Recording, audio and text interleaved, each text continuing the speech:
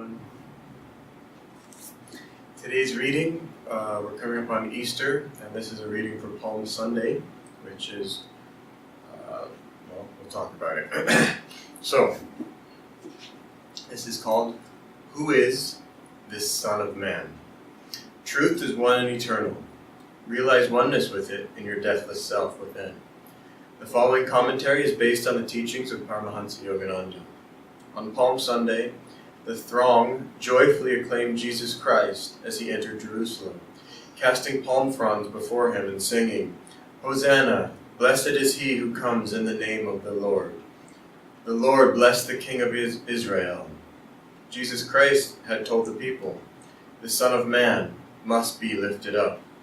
His reference, so we are told, was to the mode of his impending crucifixion.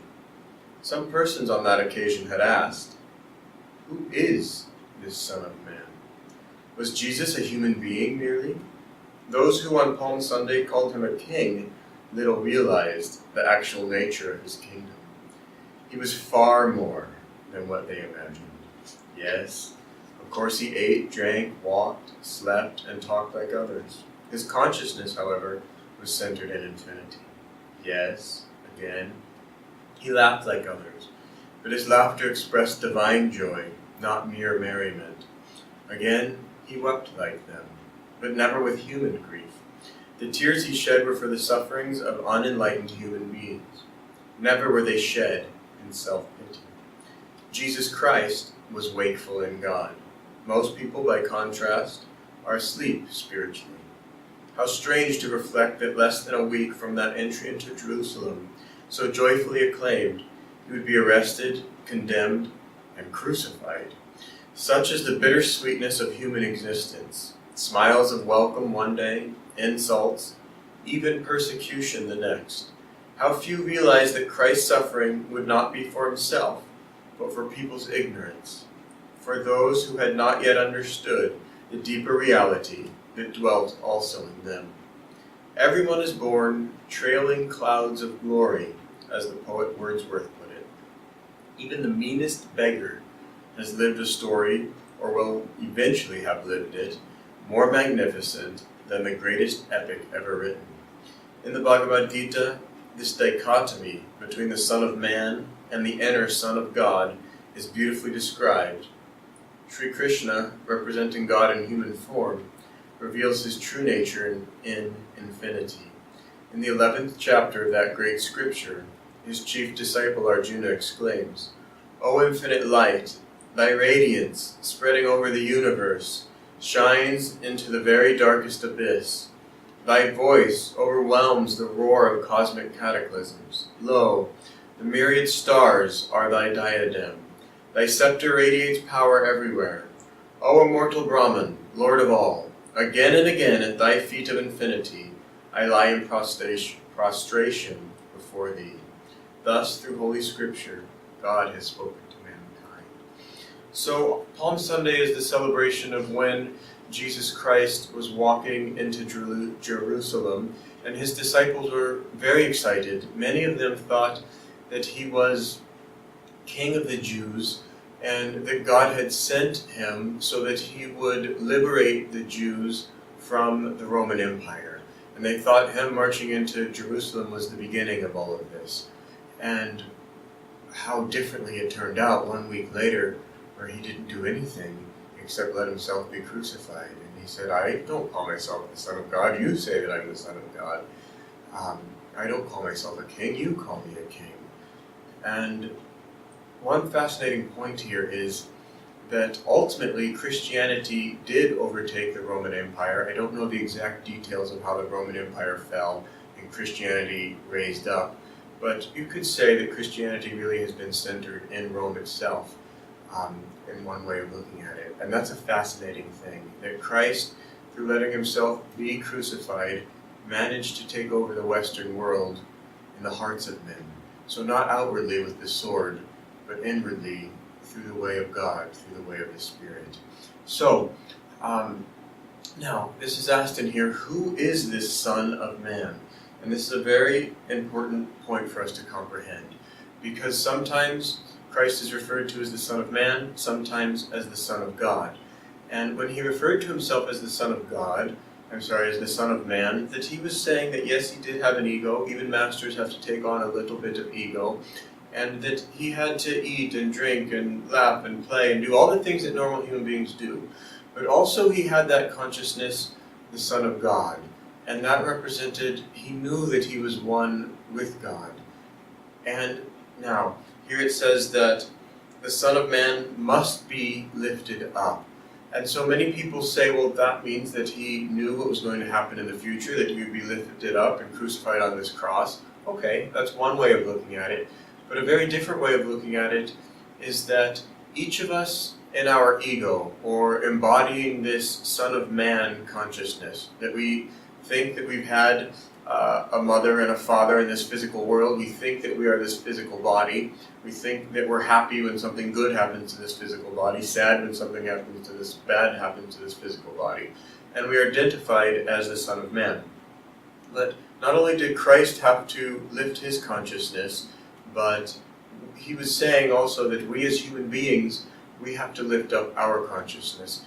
Paramahansa Yogananda said the fact that Christ had to leave everyone and go out into the wilderness for 40 days shows that he was not yet perfected, that he had to at least, in the role that he was playing, go and perfect himself perfectly before he could come back and do his final tasks.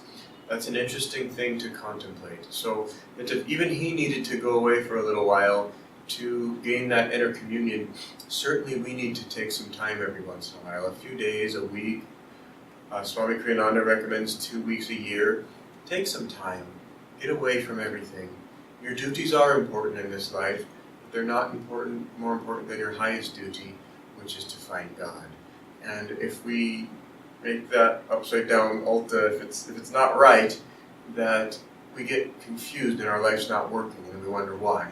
But if we get that correct and we make our number one priority in this life to find God, to be in tune with God, to ask God what we should do, then everything's all right. Even if we're being crucified, everything's all right. And that's probably the most important point I can make this evening, because God is our closest friend.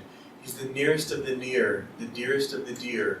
But we have to treat him like a close, near friend. And even though he's shy and doesn't talk back very much to us, we still have to talk with him. We have to pray and we have to listen.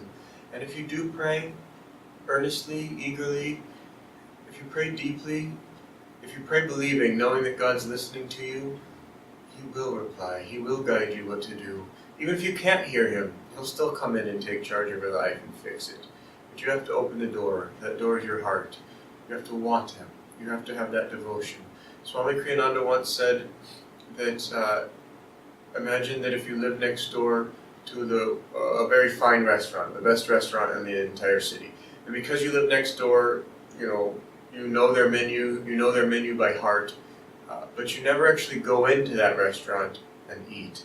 That's what it's like living in this life without devotion.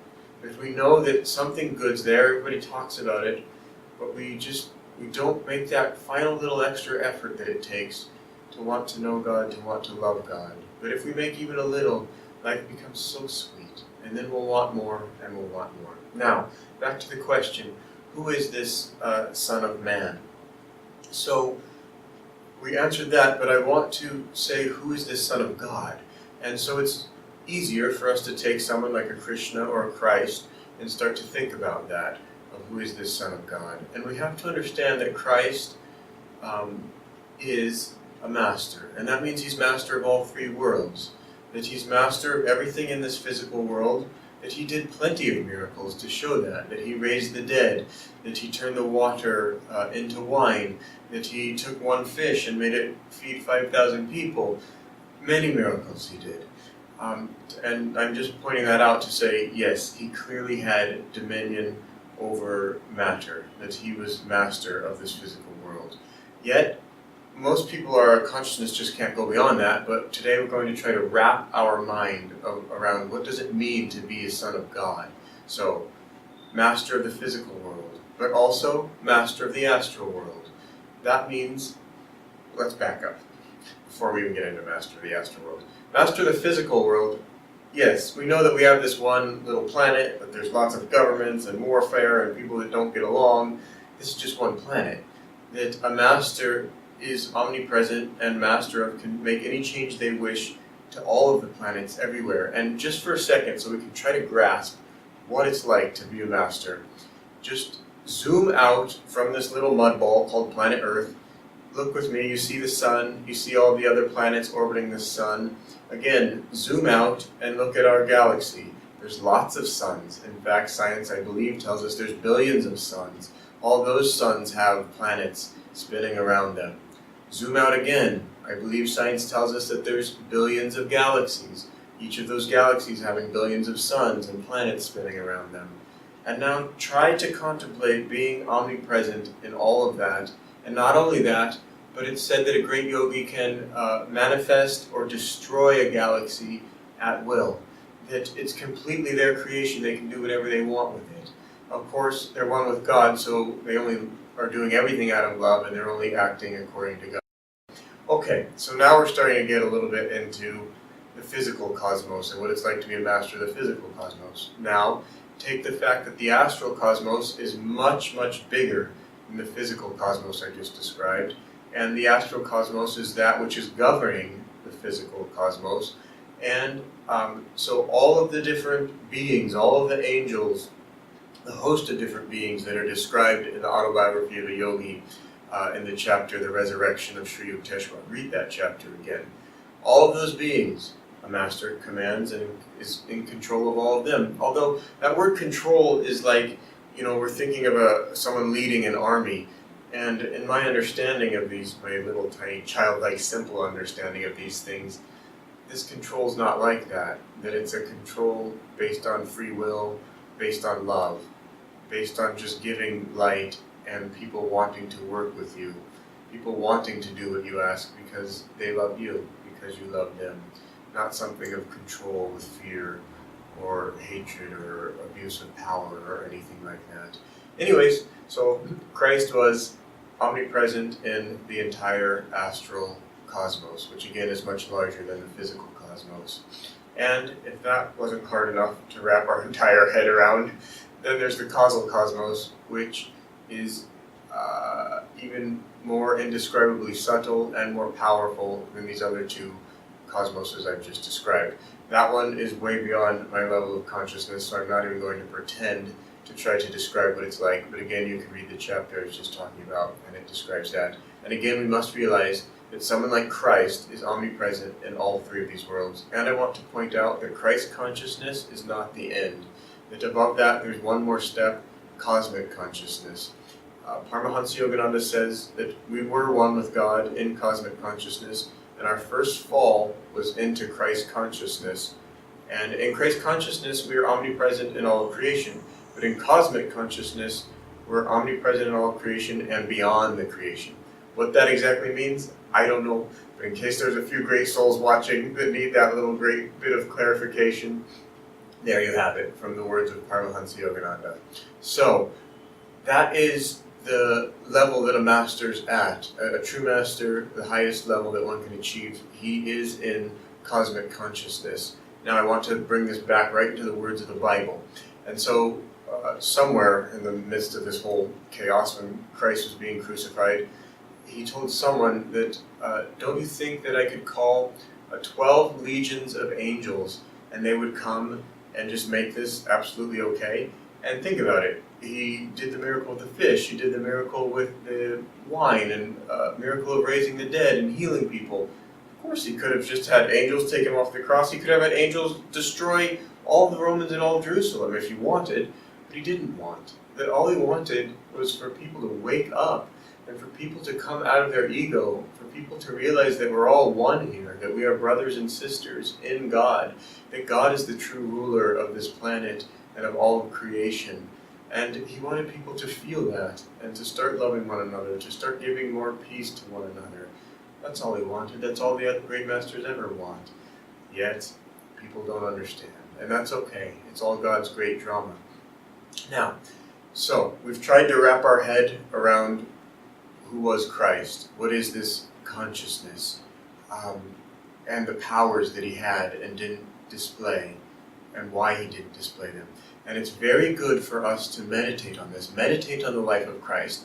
If you want to try to read the Bible, I recommend just taking one of the 4 books that describe Christ's life, like Matthew or Luke, and just read that, and that's a doable thing. Because if you try to pick up the entire Bible and read it cover to cover, I'm pretty sure you're going to sink, crash, burn on that one. Not an easy ordeal. But reading one of those books is an easy thing to do, and you can tune into Christ's life. And then more deeply than that, try to understand what it was that was motivating all of his actions, all of his words. That often he spoke in parables, but see if you can pray to Christ as you read and try to understand the deeper meaning of what he was trying to communicate in these parables. Anyway, now what I want to do is flip this from who was the Son of Man and the Son of God and thinking about Christ, and we're going to flip this into who are you.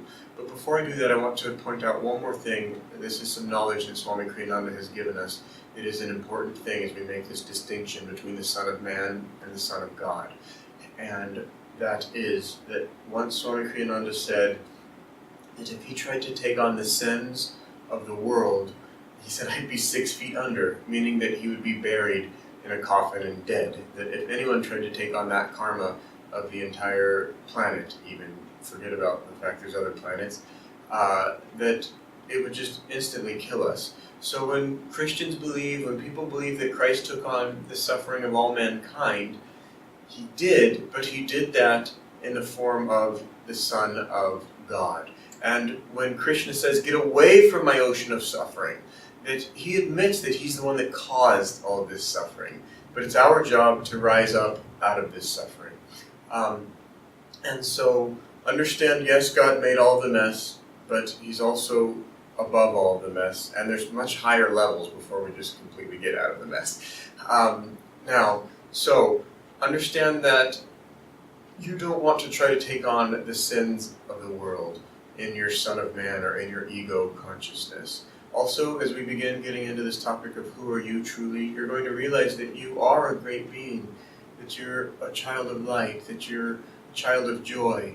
But don't pray for suffering to come to you. Don't pray to try to take on more than you can take on. Remember Paramahansa Yogananda's words, what comes of itself, let it come. And so, yes, you're going to be affirming joy, you're going to be affirming that you're a child of God, but in the beginning, take it slowly. God will give you the test that you need until you can overcome the ultimate test, like Christ. Oh, one more thing, and that is that when Christ, when he resurrected himself, it took 3 days. And these 3 days were symbolic. They were symbolic that he had power over his physical body, over his astral body, and over his causal body. And in having power over those, that he had power over the physical world, the astral world, and the causal world. Those 3, they're interconnected, and when we gain power over ourselves, we automatically gain power over the outer worlds. That's something very deep and something very important to remember. But sometimes we get a little cut, or we're sick for a few more days than we would like to be. But Christ demonstrated that he had full power, and we too need to learn how to get that full power. Now, let's get to this reading that I want to do. This is from the Bhagavad Gita, and it's on this topic of who are you, for you to keep asking yourself, who am I? Who am I? This is on page 428 of Swamiji's Gita. A young man named Naresh met a saint. The saint asked him who he was, and the youth answered, I am Naresh. Who are you? Asked the saint again. Naresh, thinking perhaps the saint hadn't heard him. Again he said, my name is Naresh. Yes, but who are you? Naresh, puzzled, replied, my father's name is Ramdatta. I live in Delhi. I'm an accountant. Yes, but who are you? Persisted the saint. The young man puzzled over this question. Was the saint hard of hearing? Was he perhaps growing old and a bit senile? Well, "If you don't know," said the saint with a smile, "maybe it's good you came to me." By now the young man was thoroughly bewildered. Still, he felt a certain peace in the saint's presence, and returned to him many times. He didn't really know why. Gradually, however, he came to think, can I really define myself in such a limited way as to say that I'm an accountant? He began to think, I'm not what I do. I'm a young man with many interests, including that of visiting this saint, though I do so for reasons I don't fully understand. Who are you? The saint asked him again one day. By now the older man seemed to the younger not only perfectly normal, but even wise. I don't really know who I really am, said Naresh. That's better, exclaimed the saint. Now then, think about it again. Who are you? Well, thought the young man, I have a name, a family, a domicile. But am I really any of those things? Suddenly it dawned on him. I'm a soul in search of itself. His body was still young, but he knew it would age in time. Even now he was the same person inside that he had been as a little child. The body had changed, but he hadn't.